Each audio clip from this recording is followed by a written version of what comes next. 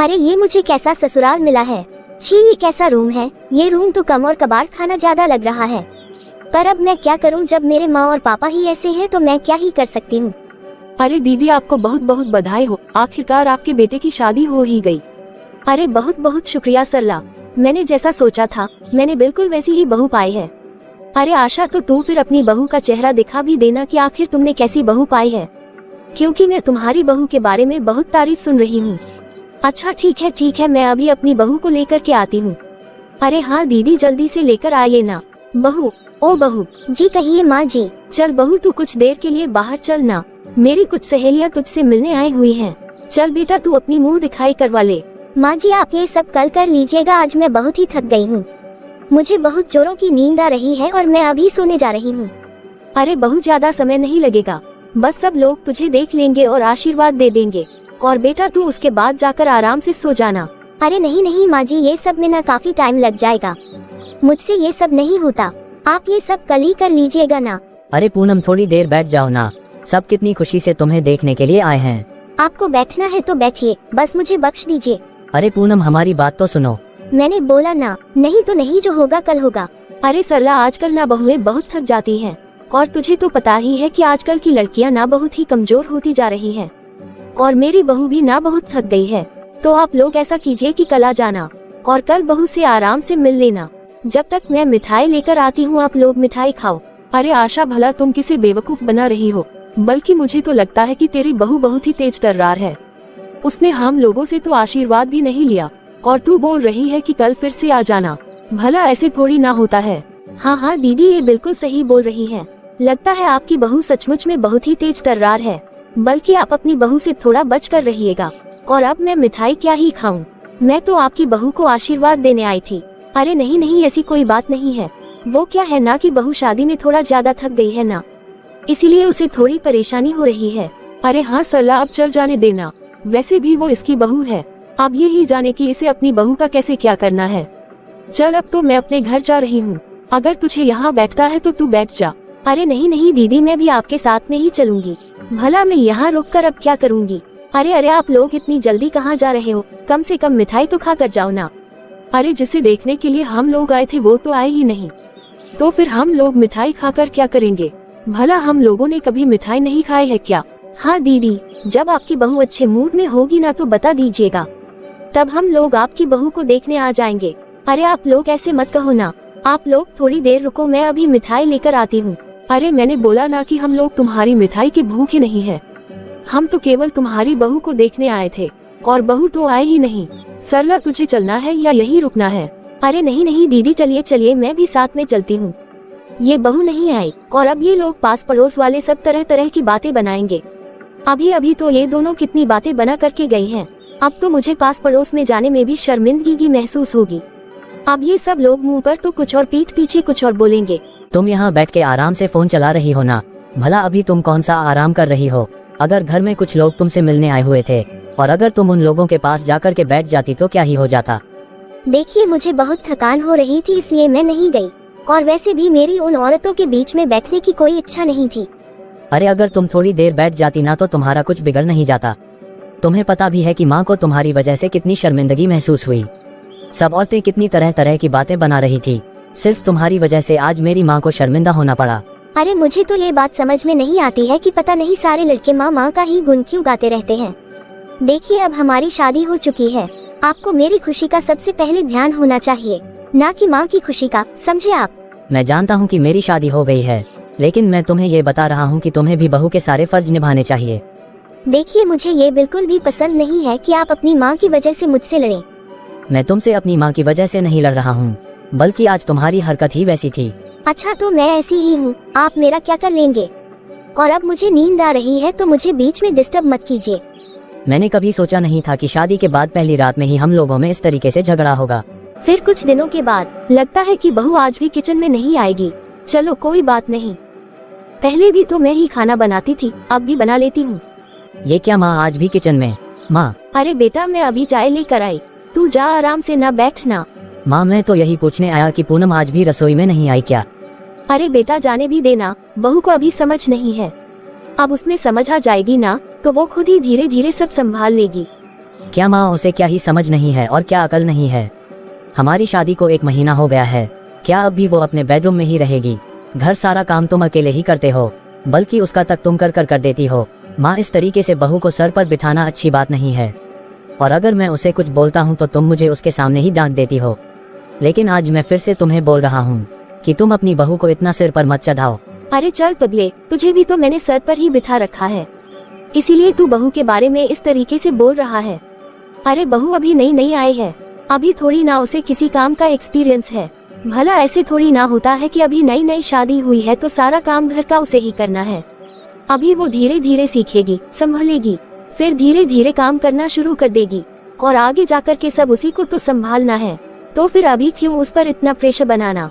और जा तो जल्दी जाकर तैयार हो जा, तुझे ऑफिस नहीं जाना है क्या? मैंने तेरा लंच बना दिया है। अच्छा ठीक है माँ, जैसे आपकी मर्जी, बाद में मुझसे फिर मत बोलना। अरे जा, पहले तू ऑफिस के लिए तैयार हो। अब मैं क्या करूं? अपने बेटे को तो मैं जैसे तैसे बोल करके चुप करा देती हूँ, लेकिन ये तो मुझे भी अच्छा नहीं लगता है कि बहू इस तरीके से घर में दिन रात आराम करती रहे और फोन पर अपने मायके में ही लगी रहे और घर के काम पर ध्यान न दे।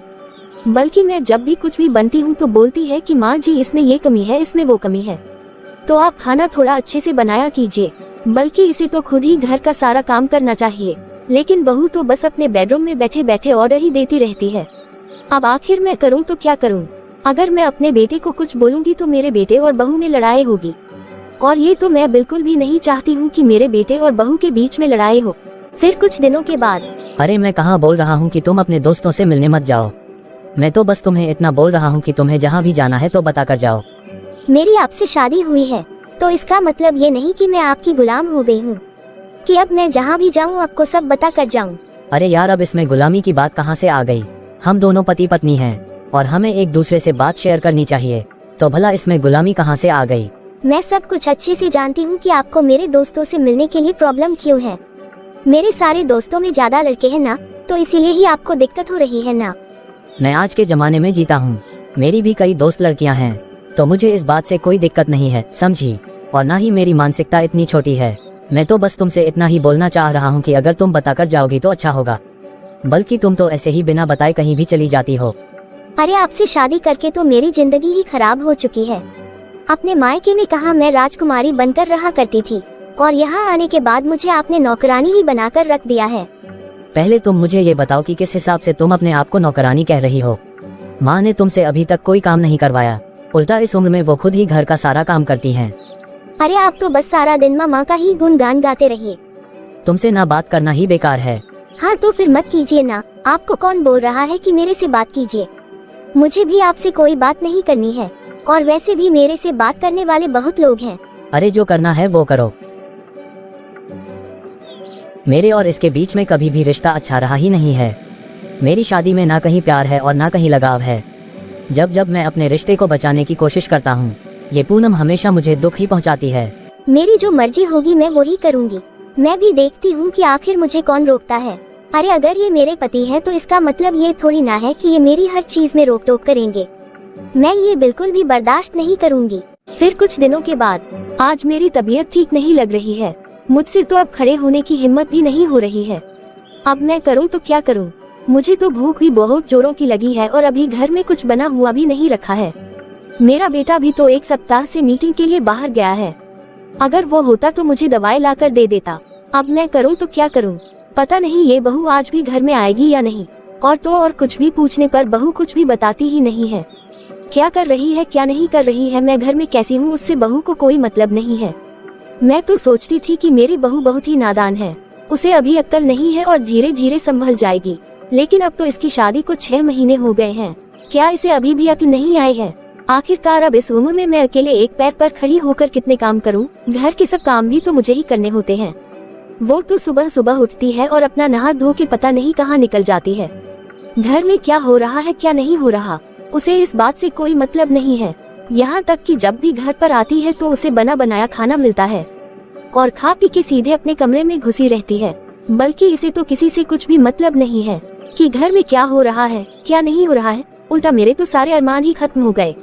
मेरी बहू को लेकर के कितने अरमान थे कि जब मेरी बहू आएगी तो मेरा अच्छे से ख्याल रखेगी और हम दोनों सास बहू एक सहेली के जैसे रहेंगे, लेकिन ऐसा कुछ भी नहीं दिखा। बल्कि आए दिन ये बहू किटी पार्टी वगैरह करती रहती है, लेकिन अपनी सास के बारे में जरा सा भी उसे ख्याल नहीं रहता है। चलो कोई बात नहीं, आप जैसे तैसे किचन में जाकर के खुद के लिए खिचड़ी बना ही लेती हूँ, क्योंकि खाली पेट तो और भी ज्यादा कमजोरी होने लगेगी। ये मुझे चक्कर क्यों आ रहा है? अरे माँ तुम्हें क्या हुआ? संभालो माँ। पूनम कहाँ है? अरे बेटा तू आ गया। हाँ माँ, लेकिन आप पहले आराम से बैठो। माँ तुम्हारी तबीयत तो ठीक है ना? अरे बेटा पता नहीं क्या हो गया है, मुझे मेरी तबीयत अच्छी नहीं लग रही है। मेरे से खड़ा ही नहीं हुआ जा रहा है, जैसे ही उठती हूँ तो चक्कर से आने लगते हैं। माँ आपने खाना वाना तो खाया है ना? अरे बेटा मेरी तबीयत ही नहीं ठीक है तो मैं खाना कहाँ से बनाऊंगी? अरे माँ तुम खाना बनाने के लिए पूनम को क्यों नहीं बोलती हो? बेटा मैं उसे क्या बोलूं, बहू तो कई दिनों से घर वापस ही नहीं आई है। जिस दिन तू गया है उसके दूसरे दिन ही बहू घर से चली गई थी। पूछने पर उसने कुछ भी नहीं बताया, तो फिर बेटा तू ही बता कि मैं क्या करती। आपने क्या कहा? देख बेटा तू बहू से झगड़ना मत, उसे कुछ भी बोलना है ना तो प्यार से बोल और प्यार से ही समझाना। ये बात में झगड़ा अच्छा नहीं लगता है। माँ तुम यहाँ से हिलना मत, मैं अभी किचन में देख के आता हूँ कि खाने को कुछ है या नहीं है। पहले तुम खाना खाओ, फिर उसके बाद में बात करते हैं। फिर थोड़ी देर के बाद, पूछने का तो हक मैंने कब का छोड़ दिया है, लेकिन तुम ये बता सकती हो कि तुम इतने दिनों से कहाँ गई हुई थी? जब तुमने कुछ भी पूछने का हक छोड़ दिया है तो फिर मेरे से पूछ क्यों रहे हो? ये मेरी जिंदगी है, मैं चाहे जहाँ मर्जी जाऊँ। अगर ये तुम्हारी जिंदगी है तो फिर तुम हमारे घर में रह क्यों रही हो? अरे भला क्यों ना रहूं, मेरी तुमसे शादी हुई है, ये घर मेरा है तो मैं भले यहाँ क्यों ना रहूं। मेरे से पूछ रहे हैं कि कहाँ गई थी। मैं क्या करूँ, मैं तो इससे परेशान होकर रह गया हूँ। फिर कुछ दिनों के बाद, पूनम, अरे पूनम, अब क्या हुआ तुम्हें? मैंने यहाँ अलमारी में पैसे रखे थे, कहाँ गए? मुझे पैसों की जरूरत थी तो मैंने ले लिए। अरे कम से कम मेरे से एक बार पूछ तो लेना था। क्यों, भला इसमें पूछने वाली कौन सी बात है? अगर मुझे पैसों की जरूरत होगी तो मैं पैसे लेने कहाँ जाऊँ? अरे वो मेरे पैसे नहीं थे, वो ऑफिस के पैसे थे, मेरे बॉस ने मुझे संभाल के रखने के लिए दिए थे।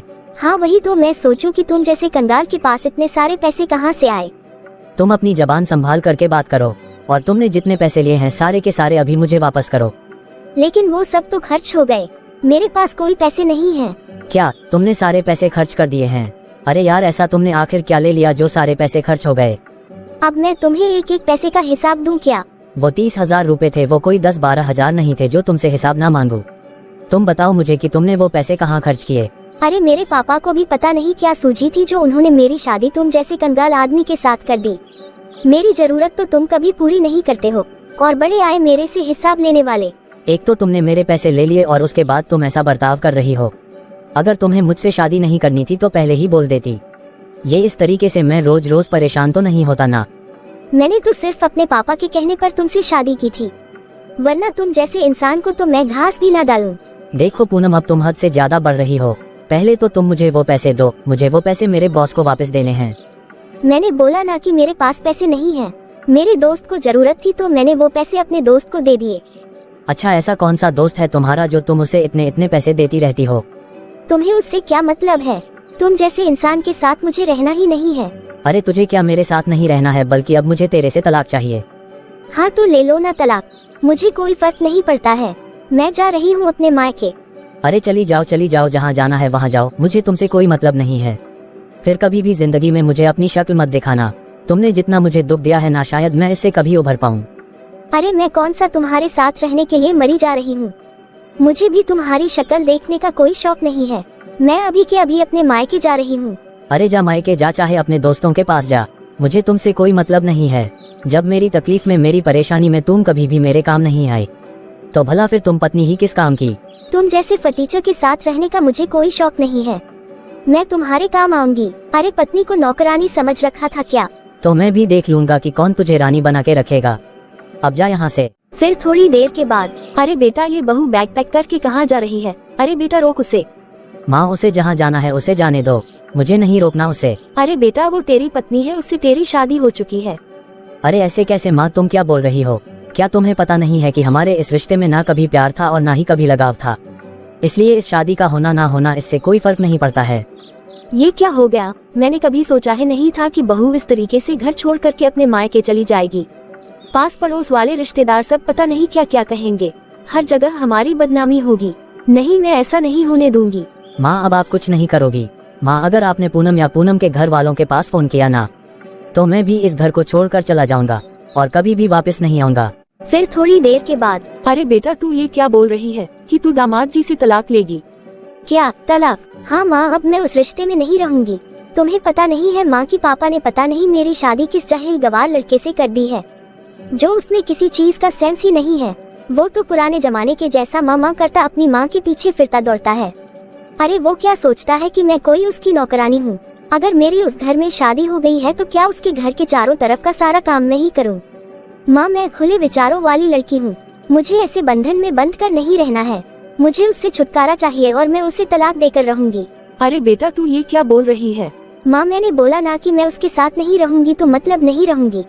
अब आप ही बताओ कि वो ढंग से पैसा नहीं कमाता है तो वो मेरी जरूरतें क्या ही पूरी करेगा। अब घर में कुछ पैसे रखे हुए थे और मेरे दोस्त को पैसों की जरूरत थी तो वो पैसे मैंने अपने दोस्त को दे दिए। तो मेरा पति मुझ पर गुस्सा हो रहा है और मुझे बोल रहा है कि मुझे कहीं से भी वो पैसे वापस ला कर दो। अरे भला ये भी क्या बात हुई? भला ऐसा पति होता है माँ? अरे मेरी भी तो कोई जिंदगी है। मैं पिकनिक पर अपनी सहेली के साथ बाहर घूमने के लिए चली गई तो इस बीच में इसकी माँ की तबीयत खराब हो गई और जब मैं घर आई मेरे पति ने कितना तमाशा किया। तुम्हें पता नहीं है कि उसने मुझे कैसी कैसी बातें सुनाई।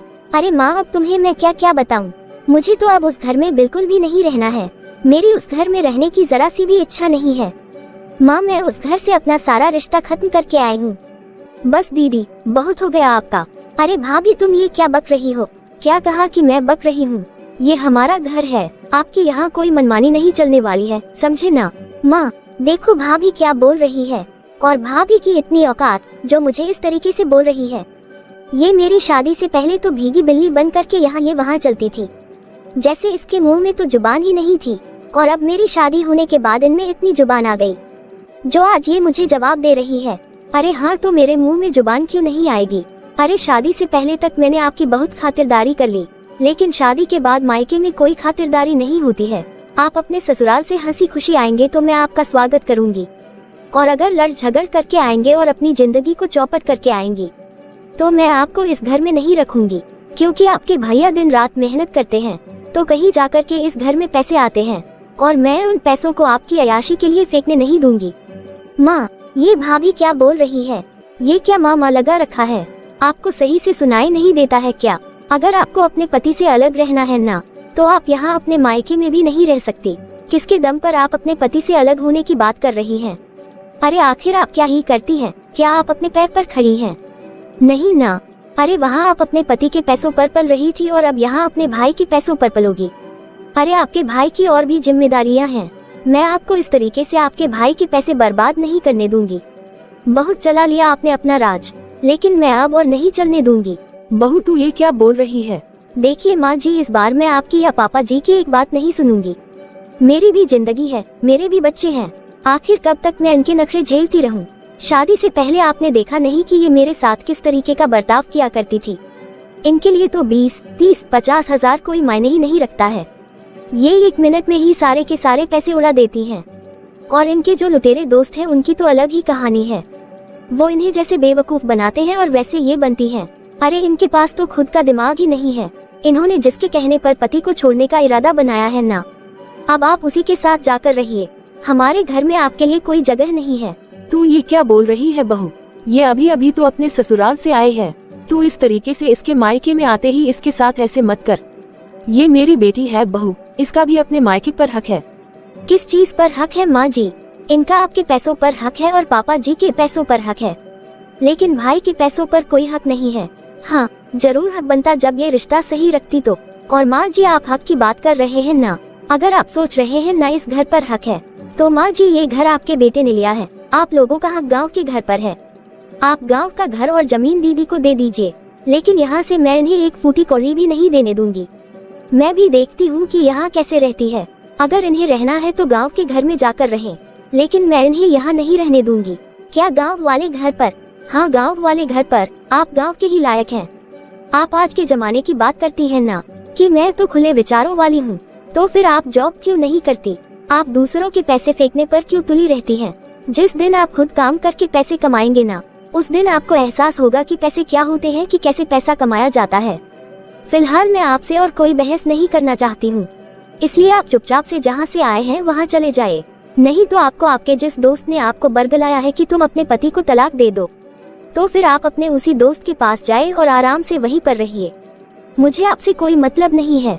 और माँ जी, आप इस बीच में कोई शब्द नहीं बोलेंगे। जो दीदी ने अपने ससुराल में किया है ना, वो मैं सब जानती हूँ। आप जरा ये बताएं माँ जी कि मैं आपके साथ दीदी के जैसा करूँगी तो क्या आप बर्दाश्त कर लेंगे? अरे बहू, मेरी बेटी ऐसा क्या करती है जो तू उसके आने के साथ ही मेरी बेटी पर इतना ज्यादा जहर उगल रही है? अरे माँ जी, ये तो अपनी बेटी से ही पूछिए ना कि वो अपने ससुराल में कैसे रहते हैं और वहाँ पर क्या क्या कांड करते हैं। वो तो मैंने 2 दिन पहले समाचार पूछने के लिए इनके पास फोन लगाया था कि इतने दिन हो गए हैं और दीदी कहाँ है। कितने दिन से दीदी का फोन नहीं आया, लेकिन इनका फोन तो इनके पति ने उठाया। तो इनके पति ने ही मुझे ये सारी बातें बताई। तब मुझे समझ में आ गया कि ये दीदी अपने ससुराल में क्या कर रही है। अगर आपको मेरी बात पर विश्वास नहीं है ना, तो आप खुद ही दामाद जी के पास फोन लगा लीजिए, नहीं तो इनके ससुराल जा करके इनकी सास से जाकर पूछिए। जब भी दामाद जी ऑफिस के चलते कहीं बाहर जाते हैं तो इस बीच में आपकी बेटी भी कहीं ना कहीं चली जाती है, और वो भी नहीं पता कि किस किस के साथ और कहाँ। इनकी सास इनके पीठ पीछे बीमारी की अवस्था में कैसे कैसे क्या गुजर बसर करती है ना, वो आप इनके पति से ही पूछिए। अरे अब मैं आपसे क्या क्या बताऊं माँ जी कि ये अपने ससुराल में किस तरीके से रहते हैं और किसके साथ कैसा बर्ताव करते हैं। अरे माँ जी, आप तो इनके माँ बाप हो, इसलिए अपने सह लिया। मैंने भी किसी ना किसी तरह से सह लिया, लेकिन अब इनकी गलतियाँ और इनकी बदतमीजियाँ मैं बिल्कुल भी नहीं सहूंगी। अगर आपको इन्हें अपने पास रखना है तो आप इन्हें गाँव वाले घर पर ले जाकर करके रखिए। मैं इन्हें अपने घर में थोड़ी सी भी जगह नहीं दूंगी। भाभी, ये आप कैसी बातें कर रहे हैं? मैं कैसी बातें कर रही हूँ? अरे मैं जो भी कर रही हूँ ना, बिल्कुल सही कर रही हूँ। माँ, अब तुम ही बताओ कि मैं अपना ससुराल छोड़ के आ गई हूँ और भाभी मेरे साथ इस तरीके से कर रही हैं। अब मैं कहाँ जाऊँ माँ? माँ जी, इनकी नौटंकी में ना आप ही फंसिएगा, मैं नहीं फंसने वाली हूँ। मैं फिर से आपसे बोल रही हूँ कि आपको इन्हें रखना है तो गाँव लेकर के जाए, लेकिन यहाँ पर मैं इन्हें जरा सी भी जगह नहीं दूंगी। मैंने इनकी बहुत खातिरदारी कर ली, लेकिन अब मैं खातिरदारी बिल्कुल भी नहीं करूँगी। अगर आपको मेरे से इनकी खातिरदारी करवानी है ना, तो जैसे जैसे ये अपनी सास के साथ बर्ताव करती थी ना, ठीक वैसे ही मैं भी आपके साथ बर्ताव करूंगी। तो माँ जी, अब आप खुद ही बताइए कि आप झेल पाएंगे? नहीं ना। इसीलिए माँ जी, अगर आपको अपनी बेटी की जिंदगी बचानी है ना, तो आप अपनी बेटी को समझाइए। इस तरीके से मायके में रखने से उनका ही घर बर्बाद होगा। मैं आपकी दुश्मन नहीं हूँ, बल्कि मैं आपकी बहू हूँ। माँ जी, आप मेरी बात को थोड़ा समझिए। माँ, तुम मेरी बात सुनो माँ। अरे तूने क्या मामा लगा रखा है? चुप कर, अब तेरी शादी हो चुकी है। अगर तू अपने मायके 2-4 दिन के लिए आएगी तो तेरा यहाँ पर स्वागत है, और अगर हमेशा के लिए आएगी तो तू खुद ही समझ ले कि तुझे क्या करना है। और ये जो तू अपने ससुराल में कांड करके आए है ना, मैं इसको बिल्कुल भी बढ़ावा नहीं दूंगी। माँ, तुम भी भाभी के जैसा बोलने लगी। अरे भला क्यों ना बोलूं? अरे तूने मुझे किस लायक रहने दिया है? तूने तो मुझे मेरी ही नजरों में गिरा दिया। छी, मैंने तो कभी सोचा भी नहीं था कि तू अपनी सास के साथ इस तरह से बुरा बर्ताव करेगी और अपने पति के साथ ऐसा बर्ताव करेगी। अरे मैंने तुझे यही संस्कार दिए थे। तू अभी के अभी यहाँ से जा, अपने ससुराल और पति से और सास से माफी मांग और वहीं पर रह। माँ, लेकिन माँ। क्या माँ? तू कहती है कि तेरी सास अच्छी नहीं है, लेकिन मैं जहाँ तक जानती हूँ कि तेरी सास बहुत ही अच्छी है। और तू क्या कहती है कि दामाद जी गंदे हैं? नहीं, दामाद जी भी बहुत ही अच्छे हैं। सारी गलतियाँ केवल तेरे में ही हैं, और ये मेरी ही छूट का नतीजा है कि जो तू इस तरीके से बिगड़ गई है। तू अभी के अभी उल्टे पैर यहाँ से चली जा, यहाँ तेरे लिए कोई जगह नहीं है। हाँ, अगर तू अपने ससुराल से हंसी खुशी आएगी ना, तो हम लोग तेरा यहाँ अच्छे से स्वागत करेंगे, लेकिन अगर तू इस तरीके से लड़ झगड़ करके आएगी ना, तो यहाँ तेरे लिए कोई जगह नहीं है, और तू अभी के अभी यहाँ से जा। अब मैं क्या करूँ? अपने पति से तो बहुत जैसे तैसे बोल करके आई हूँ, लेकिन अब मेरी माँ भी मुझे रखना नहीं चाहती है। माँ भी बिल्कुल वैसे ही बोल रही है जैसे मेरी भाभी बोल रही है। आखिर अब मैं जाऊँ तो कहाँ जाऊँ? मैं भी ना ऐसे ही अपनी सहेली की बातों में आ गई थी। मैंने तो अपने ही पैर पर कुल्हाड़ी मार दी। अब कहाँ जाऊँ मैं? अगर मैं अपनी सहेली के घर जाऊंगी तो वैसे ही मेरा मजाक उड़ाएगी। और जब मैं अपने ससुराल में रह रही थी तो वहाँ मुझे मेरे मायके पर घमंड था, लेकिन शादी के बाद मायके का घमंड कभी करना नहीं चाहिए। आज मेरा सारा घमंड चूर चूर हो गया। मैं तो बोल कर आई थी कि मैं कभी घर में नहीं आऊंगी, और अब मुझे ना चाहते हुए वहाँ जाना पड़ रहा है। और वैसे भी मैंने तो अपने ससुराल में आज तक कभी किसी के साथ अच्छा बर्ताव किया ही नहीं। हमेशा अपनी सास को जैसे तैसे उल्टा सीधा बोलती रही। मैंने आज तक अपनी सास की एक भी बात नहीं मानी और ना अपने पति की कभी इज्जत दी। मैंने कितनी बड़ी गलती कर दी। जब मेरी भाभी यहाँ आई थी तब भाभी के साथ भी मैंने कितना बुरा बर्ताव किया था। भाभी भी तो यहाँ से अपना घर छोड़कर अपने मायके जा सकती थी, लेकिन नहीं, बल्कि वो तो यहाँ रही और मेरी सारी बदतमीजियाँ सहती रही। लेकिन अब भाभी भी मेरी बदतमीजियाँ सहने के लिए तैयार ही नहीं है। इसीलिए कहा जाता है कि शादी के बाद मायके पर कोई हक ही नहीं होता। ये मैंने क्या कर दिया? अब मैं कौन सा मुंह लेकर के अपने ससुराल वापस जाऊं? फिर थोड़ी देर के बाद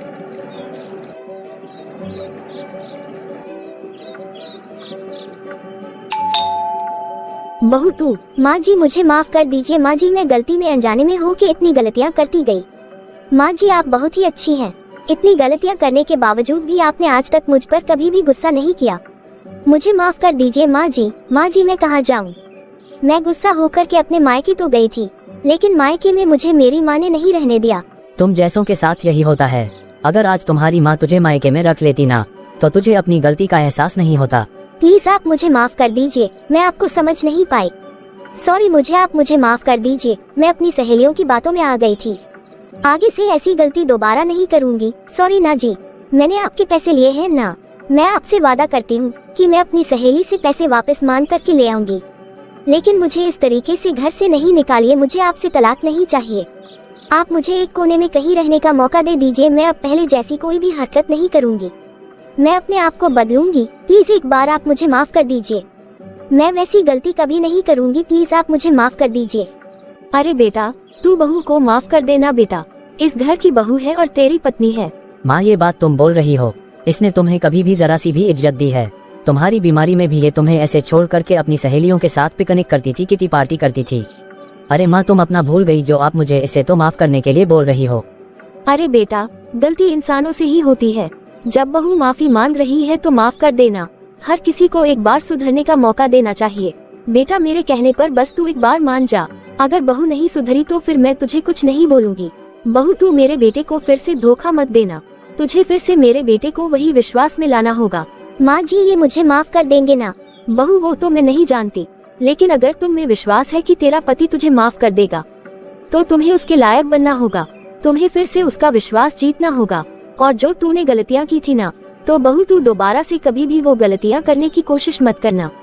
माँ जी थैंक यू, आपने मुझे यहाँ जगह दी, मुझे अपनी बहू समझा, वरना मेरी तो उम्मीद टूट ही गई थी माँ जी की अब मैं कहाँ जाऊँ। थैंक यू माँ जी, थैंक यू। देखिएगा माँ जी, अब मैं आपको आपकी बेटी बनकर दिखाऊंगी और मैं अपने पति का भी विश्वास जीत कर रहूंगी।